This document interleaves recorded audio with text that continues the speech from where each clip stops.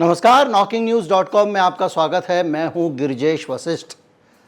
इस देश में रोज़गार देने के नाम पर चुनाव लड़े जाते हैं। सरकारें कहती हैं कि रोज़गार आपको दिया जाएगा और बार बार रोज़गार का मुद्दा हमारे आपके सामने घुमाया जाता है। सरकार समझती हैं कि हम गधे हैं, वो हमारी पीठ पर बैठी हैं और रोज़गार की गाजर हमारे आगे लटका कर वो चुनाव की वैतरणी, चुनाव की यात्रा पार कर जाएंगी। लेकिन सच ये है कि इस देश में सरकारें रोज़गार खाने का काम कर रही हैं, रोज़गार देने के नाम पर आपका रोज़गार छीनने का काम कर रही हैं। आज कुछ ऐसी ही कहानियाँ लेकर आऊँगा, ऐसी ही खबरें लेकर आऊँगा। कहीं मत जाइए, चैनल को सब्सक्राइब कर लीजिए। सरकारी आंकड़े हैं जो सरकार की ही पोल खोलते हैं। मैं अभी आया।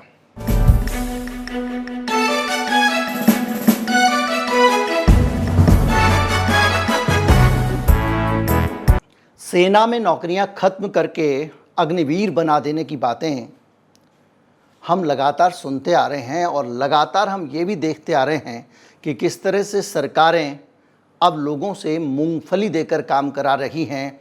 अंग्रेज़ी में, मुहावरे की भाषा में इसे पीनट्स कहा जाता है। अब जो ताज़ा रिपोर्ट आई है, ये सब मैं आपको बता चुका हूँ। अग्निवीर के बारे में बता चुका हूँ, बेरोज़गारी के आंकड़ों के बारे में बता चुका हूँ और भी ये बता चुका हूँ कि किस तरह से विषमता बढ़ रही है। आज का विषय है कि कैसे सरकार लोगों के रोज़गार छीन रही है। बात करेंगे सरकारी महकमों के साथ साथ सरकारी कंपनियों की, कि सरकारी कंपनियां किस तरह से लोगों की नौकरियां खा रही हैं। मैं लगातार आपको बताता रहा हूं कि सरकारी उपक्रमों में, अस्पतालों में, दूसरी जगहों पे अब ठेके पर कर्मचारी रखे जा रहे हैं जो न्यूनतम वेतन में काम करते हैं, चाहे वो कंप्यूटर ऑपरेटर हों, चाहे वो नर्सिंग ऑर्डरली हों। आधे से ज़्यादा स्टाफ सरकार ने अपना बदल कर ठेका प्रथा वाले कर्मचारियों को रख लिया है। शिक्षक भी पार्ट टाइम बना दिए गए हैं जो दिन रात आंदोलन करते रहते हैं और चाहते हैं कि उन्हें पक्की नौकरी मिल जाए। इसी तरह से अग्निवीर पार्ट टाइम बना दिया गया है। सरकार के पास जो पैसा है वो ऐसी चीज़ों के लिए है जो अमीर इस्तेमाल करते हैं, जैसे कर्जा लेकर भी एक के बाद एक एक्सप्रेस वे बनाए जा रहे हैं। 100-125 की रफ्तार से चलने का इस देश में अगर किसी के पास कोई साधन है तो वो इस देश के सिर्फ अमीरों के पास है। इस देश की 10% आबादी के पास है। कुछ दिन पहले ही मैंने वीडियो बनाया था कि 10% आबादी कौन लोग हैं। अब मैं आपको बताता हूं कि इन हाईवे जो 10% आबादी के लिए बना रहे हैं, वो सरकार लोगों के रोज़गार कैसे छीन रही है। जो सार्वजनिक उद्यम हैं, CPSE, उसमें रोज़गार में नौकरी की कमी बेहद ख़तरनाक तरीके से सामने आ रही है। 2012-13 से लेकर 21-22 तक के एक सार्वजनिक उद्यम सर्वेक्षण रिपोर्ट आती है भारत सरकार की। उसका विश्लेषण करने पर बहुत सारे आंकड़े सामने आ रहे हैं और वो ये बता रहे हैं कि किस तरह से सरकार लोगों को लगातार नौकरियों से, अपनी कंपनियों से निकाल रही है। सरकारी कंपनियों से, कंपनियों को बेचा तो जा ही रहा है, उनके अंदर काम करने वालों की नौकरियां भी खाई जा रही हैं। अब आप सीधे सीधे ये जानिए कि किस कंपनी से कितने कर्मचारियों की नौकरी जा चुकी है। पहले हम ये समझेंगे कि कितने रेगुलर कर्मचारियों को निकाला गया है, उसके बाद ये समझेंगे कि उनकी जगह टेम्पररी कर्मचारी कितने आए हैं, इसको समझेंगे और ये भी देखेंगे कि क्या कुछ संस्थाओं ने नौकरियाँ बढ़ाई हैं। भारत संचार निगम लिमिटेड मार्च 2013 में 2,55,840 कर्मचारी रखता था और मार्च 2022 में उसके पास केवल 74,000 कर्मचारी रह गए, यानी 1,81,127 कर्मचारी उसने निकाल दिए। इसी तरह से steel authority of India limited के पास 1,86,207 कर्मचारी होते थे, जो अब 1,24,000 हो गए हैं। 61,000 कर्मचारियों की उसने भी छुट्टी कर दी है। महानगर टेलीफोन निगम लिमिटेड 39,283 कर्मचारी होते थे, जो 4,286 रह गए हैं। वहाँ से भी 34,000 कर्मचारियों को निकाल दिया गया है। सिर्फ 4,000 बचे हैं, 34,000 निकाल दिया गया है। आप आंकड़ा देखिए। साउथ ईस्ट कोलफील्ड में देखिए, अब कोयले की बात हो रही है। यहाँ कह रहे हैं कि कोयला जो है उसका खनन कम हो रहा है, देश में कोयले की कमी है। सरकार ज़बरदस्ती कह रही है विदेशी कोयला खरीदो 10 गुने दाम पर। उस कोयले को अडानी साहब इंपोर्ट कर रहे हैं और जहाँ से कोयला खोदा जाता है वो है साउथ ईस्टर्न कोलफील्ड लिमिटेड। 73,000 कर्मचारी होते थे, 44,000 रह गए। 73,718 होते थे, 44,578 हो गए हैं। 29,000 कर्मचारी वहाँ से भी निकाल दिए गए। ये टॉप PSU हैं।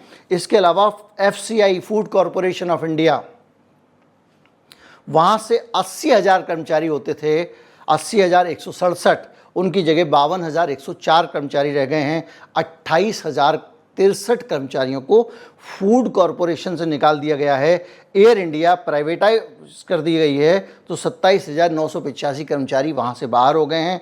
Oil and natural gas commission ONGC 49,366 कर्मचारी होते थे, अब 28,246 हो गए हैं और 21,110 कर्मचारी निकाल दिए गए हैं। देखिए, अगर आप नज़र डालें, ONGC एक बहुत इम्पॉर्टेंट कंपनी है।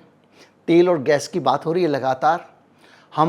हमारे यहाँ पे लोग तेल से नोट छाप रहे हैं, बाहर से ला के रिलायंस ने पता नहीं कितना पैसा बना लिया। पूरे यूरोप की तेल की सप्लाई यहाँ से हो रही है और हमारे यहाँ से ONGC जो है, जिसको नई नई जगहों पे गैस के ठिकाने पता लगाने हैं, उससे कर्मचारियों को कम कर दिया गया है। ये हर जगह की कहानी है। मैंने पिछले दिनों भी आपको बताया था कि किस तरह से बहुत सारे कर्मचारी कम होने से हर विभाग में काम रुक रहा है। अब मैं आपको बताता हूं कि कितने डेली वर्कर और कितने आपके कच्चे कर्मचारी जो कि ठेके पर हैं वो आए हैं। अब आप देखिए, पक्की नौकरी वालों की नौकरी गई। किस तरह से पक्की वालों को घर का रास्ता दिखाया गया, परमानेंट कर्मचारियों को। ये सब वो कर्मचारी थे जो सरकारी जो नियम हैं, जो पे कमीशन बने हुए हैं, उनके हिसाब से पैसा लेते थे और इनकी जगह रखे गए हैं कच्चे कर्मचारी। अगर सिर्फ प्रतिशत को देखें, आंकड़ों को, संख्या को ना देखें, संख्या बहुत विचलित कर सकती है, तो 2013 में 19% कर्मचारी कैजुअल कर्मचारी थे, कच्चे कर्मचारी थे। 2014 में वो सीधे 20% हो गए और उसके 20.1%। 2015 में 18.6%, 2016 में 18.9% और 2017 में तो जैसे कच्चे कर्मचारियों की संख्या बढ़ा दी गई है और उनकी निकाल दी गई है और 25.8% कच्चे कर्मचारी हो गए। ये परसेंटेज है, तो जैसे जैसे परसेंटेज बढ़ेगा मतलब पक्के कम हो रहे हैं, ये मान के चलिएगा। इसी तरह से 2018 में 25.8% कच्चे कर्मचारी थे, जिसमें contract worker, daily worker, casual worker शामिल हैं। 2019 में 31.8%, 2020 में 34.4% और 2022 में 42.5%। यानी इस देश में जो 19% कर्मचारी होते थे, जो सरकार के पास में कच्चे कर्मचारी होते थे, वो 42% हो गए हैं। यानी सरकार ने कितने परसेंट कर्मचारियों की नौकरी खाकर कच्चे कर्मचारी रख दिए गए हैं। अगर 42 में से आप 19 घटा दें तो 22-23% का आंकड़ा आता है। 23% कर्मचारी 2014 से अब तक नौकरी से निकाल दिए गए हैं, उनकी जगह टेम्परेरी लोगों को भर्ती कर लिया गया है। यानी सरकार रोज़गार दे नहीं रही है, ले रही है। अगर आप आंकड़ों को देखें और इन आंकड़ों को अगर आप और अध्ययन करें तो आप समझिए 2022 में 14,60,000 कर्मचारियों को निकाल कर उनकी जगह कच्चे कर्मचारी रखे गए हैं सरकारी नौकरियों में। अगर आप इस 10 साल में कर्मचारी बढ़े हैं, ये देखें, अगर आप 2013 से लेकर 22 के बीच में, तो इंडियन ऑयल कॉरपोरेशन 34,000 होते थे, इंडियन ऑयल के कर्मचारी बढ़े हैं 1,14,008 हो गए हैं। महानदी कोल फील्ड्स के कर्मचारी बढ़े हैं, NTPC के कर्मचारी बढ़े हैं, nuclear power corporation of India limited के नॉर्दर्न कोल फील्ड के कर्मचारी बढ़े हैं और HPCL राजस्थान रिफाइनरी के भी कर्मचारी बढ़े हैं। ये डाटा जो है वो बता रहा है कि किस तरह से इस देश में नौकरियां पक्की से कच्ची होती जा रही हैं। इन कंपनियों के बारे में एक चीज़ जो इन कंपनियों के कॉमन फैक्टर है, जो इन कंपनियों में होगा ही होगा, इसके अलावा नहीं हो सकता, और वो ये है कि इन सब में 50% से ज़्यादा सरकार की हिस्सेदारी है, यानी इनकी मालिक सरकार है, इनका प्रबंधन सरकार का है। इन कंपनियों में क्या होगा ये सरकार की मर्जी से ही हो सकता है। हालत ये है कि रोज़गार में एक ज़बरदस्त परिवर्तन हुआ है। जो 1,00,000 2013 में 1,70,000 जो कर्मचारी होते थे, उनमें से सिर्फ 17%, ये आंकड़ा और स्पष्ट हो जाता है, कॉन्ट्रैक्ट पे थे, जबकि 2.5% दैनिक वेतनभोगी थे। 2022 में जो 17% होते थे ठेका कर्मचारी, उनकी संख्या 36% हो गई है। जबकि आकस्मिक वेतन पे जो शॉर्ट टर्म में या उस सब पे लोगों को रखा जाता है डेली बेसिस पे, उनकी हिस्सेदारी 6.6% हो गई है। यानी कुल मिलाकर मार्च 2022 तक सीपीएसई में 42.5% लोगों को अनुबंध या आकस्मिक कैटेगरी में रखा गया है, जबकि मार्च 23 में एक आंकड़ा 19% था, जैसा मैंने आपको बताया। अब सवाल इस बात का है कि इस देश में आप रोजगार दोगे नहीं, लोगों को कच्ची नौकरियों पे रखोगे, और इसमें जो डेली बेसिस और आकस्मिक वाले कर्मचारी हैं उनको सरकारी नौकरियों से एक तय समय के बाद निकाल दिया जाता है, क्योंकि कानून के मुताबिक अगर एक लंबे समय तक वो सरकारी नौकरी में टिके रहते हैं तो उन्हें नौकरी पाने का अधिकार मिल जाता है। ऐसे कानून बने हुए हैं पहले से। तो ये जो नौकरियां मिली हैं वो भी उनको पक्की नहीं मिली हैं। अब आप सोचिए, इस देश में दनादन दनादन टैलेंट छप रहा है।